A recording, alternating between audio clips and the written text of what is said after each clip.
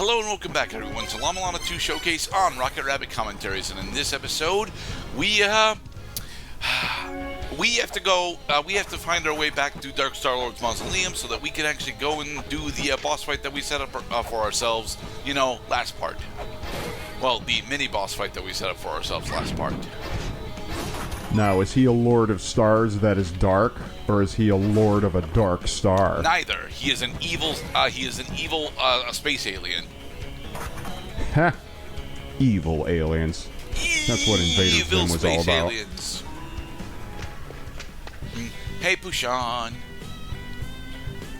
Pushan is hungry, and his goat is hungry too.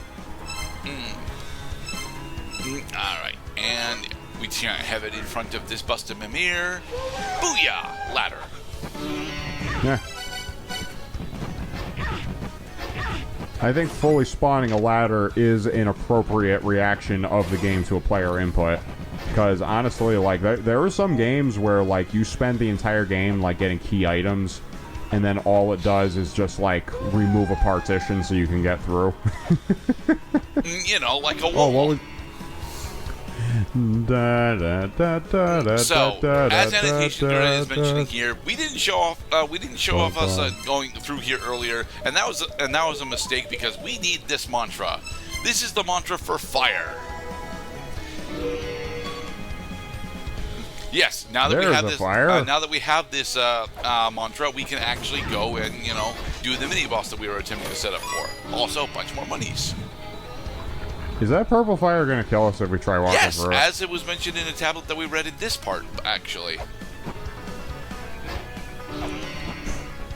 Behold the Metatron, herald of the Almighty, and the voice of the one true God. Ouch. Oh, I'd like to get over there to say hi to Vishnu, but nope, we can't say hi to Vishnu. I'm holding lots of things. Wouldn't you like to get your hands on these things? Well, he does have the flail whip. The thing is, he has the flail. Although he does definitely have the flail whip, he also requires the death sigil in order to actually trigger. Now, we're not going to show off how I know how to do this, but yes, I have already done a majority of the research offside in order to figure out what order you need to chant mantras in order to spawn the boss that we're up against. But you can tell if you're doing it right specifically by the cat's eye statues in the background if they actually if they light up in the correct sequence.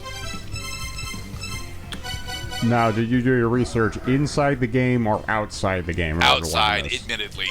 But if you'll notice, this particular slab here, that is, the dark, what is it? 8x4. This particular thing has actually been seen in several other areas across the ruins, and you can use the corresponding slabs that are shaped like this in order to figure out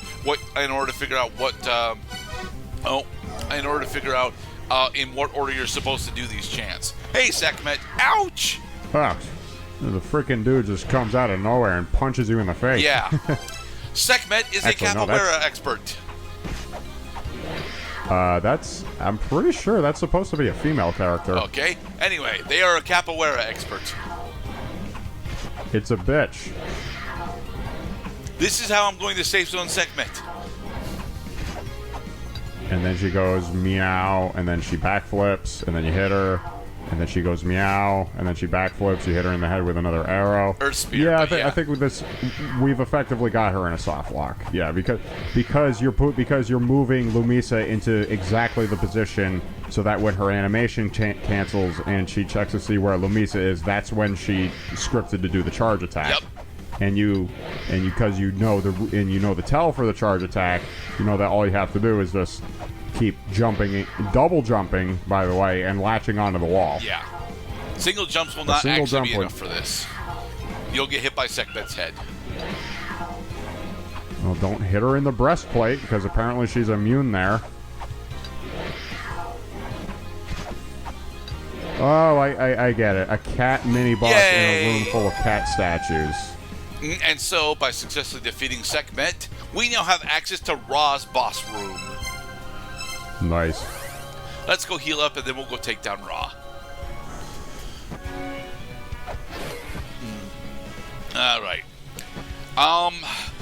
To be perfectly honest, if you do not know how to save Son Sekhmet, she is actually one of the more difficult mini bosses that I'm going to be showing off. Specifically because that dash covers almost the entire screen in about 2 seconds.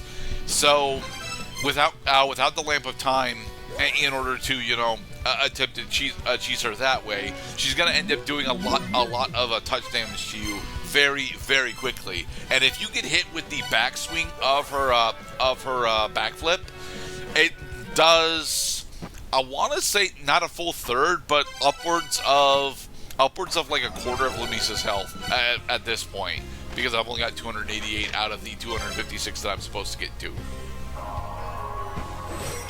Very tough boss. Very tough mini boss, at least. Hey, boss. Anyway, down into Ra. It is true that most video game bosses are taken out as a matter of routine. It's just the pleasure of discovery is found in learning what that routine is. And this main area guardian boss is no different. Welcome to Aten-Ra. He chimerified himself with the fucking sun. Nice. He's got it, bird head. So the deal here is that if those hands reach the ground, they will start spawning enemies. So the goal here specifically is to deal a bunch of melee damage to Ra's head after he does his body slam. Right, and then don't stand in the center of the arena when he body slams or you'll die. I don't know if it's an instant death-crushing hazard, but I've been told that it's an instant death-crushing hazard, so... I would think that's an instant death-crushing hazard. I mean, he's dropping a sun on you, so it should be an instant death-crushing hazard. Look at the sun. This object is 100 times bigger than some of the fucking jars that when you turn the room upside down, it like hits you in the head like an acorn and it kills you.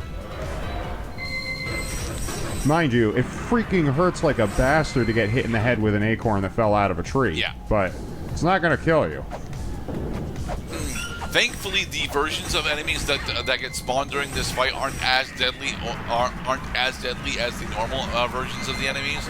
The Scarabus specifically can't actually kill you with its rolling ball attack in this fight, but it will do some pretty significant damage to you if you let it. The actual highest damage thing that Aten-Ra ends up doing to me during the fight is actually the hand lasers, because those not only do a sizable amount of damage, but they also knock you back in significant ways, meaning you end up getting juggled by enemies a bunch whilst you're attempting to take him down. So now that we have delivered enough high fives to him, he is coming down personally in order to shake it, shake it, shake it, shake it.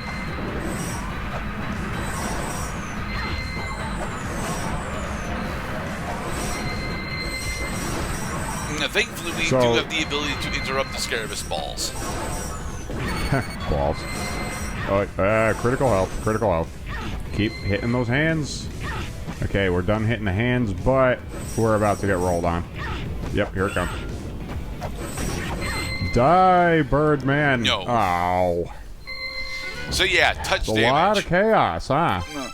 Yeah, lots of chaos. To be perfectly honest, as annotation Gerdet mentions before we did the fight, just deal with the squishies, deal with the hands. With the chain whip, this fight isn't that difficult. However, I'm about to prove something. The katana's upward swing is just significantly better than the chain whips. Not only does it actually do more damage, it is significantly safer to position yourself with. It is nuts how much better the katana is over the chain whip in this game.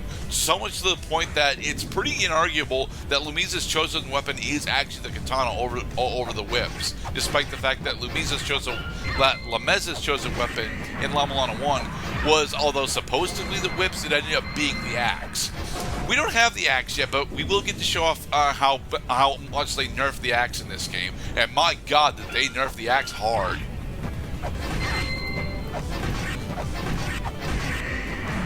But look, he's only gone through 2 cycles and he's already almost half gone. Whereas with the chain whip, we had to go through 3 cycles, and they were riskier cycles too.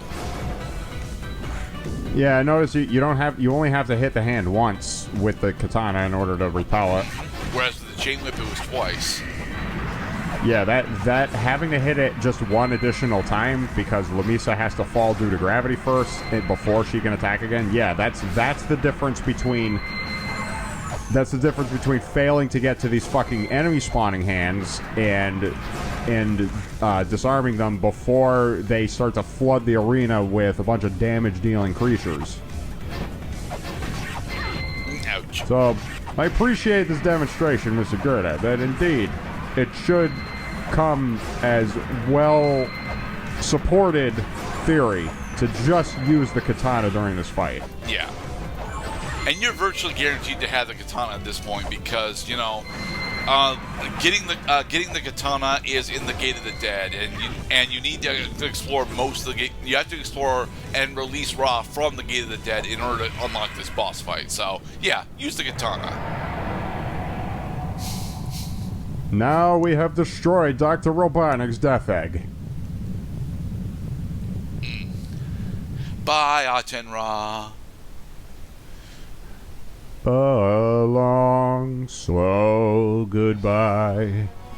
But the adventure continues for just a little while longer. Sorry, but the princess is in another castle. Alright, so first let's eat up this dissonance. Thank you. And then, what's the item that Aten-Ra left for us? What the fuck was that? The crucifix. Where's the cow? Oh, the cow is a reference to Kujata, but, you know, but mostly because Kujata was the second amount of dissonance that we absorbed. Yeah. The cow says...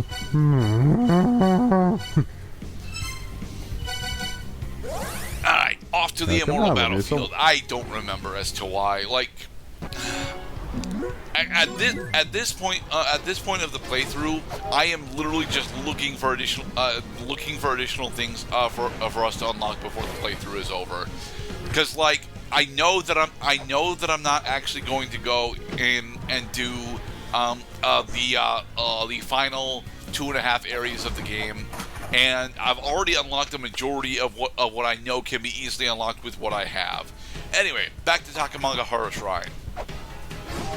The reason why we are here is actually to, well, we have to go through the door that we showed off a couple of parts ago, Mr. Cloud, in order to, you know, start setting up for the final boss that we're going to be taking down.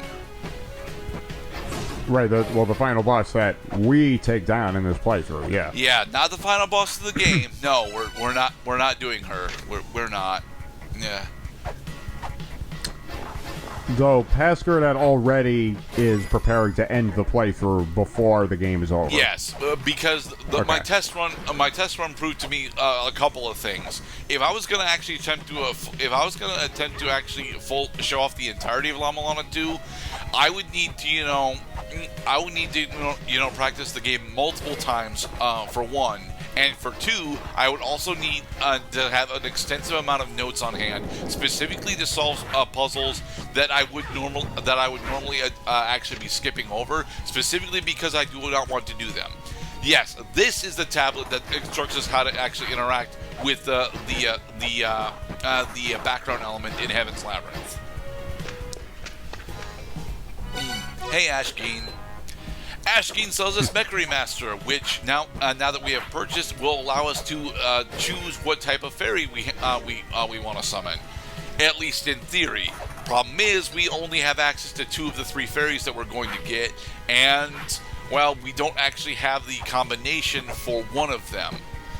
I don't actually know what the combination for Aer is, honestly, but because she's the base fairy, she doesn't really need a combination, you know.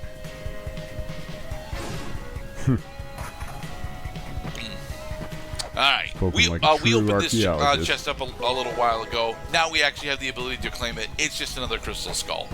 We get actually dangerously close to getting all 12 crystal skulls in the game. I think we get to up to 9. And the whole reason we don't get all of them is because 2 of them are in an area that we're not going to. I am going to have to start actually explaining what the fuck I mean by that. Ah, damn it. And in the next part... we're gonna start exploring an area that we have not yet been into. Explorers must explore. Yes, lots of exploring. Lots of very stupid, dangerous, no good exploring. Be safe, everybody.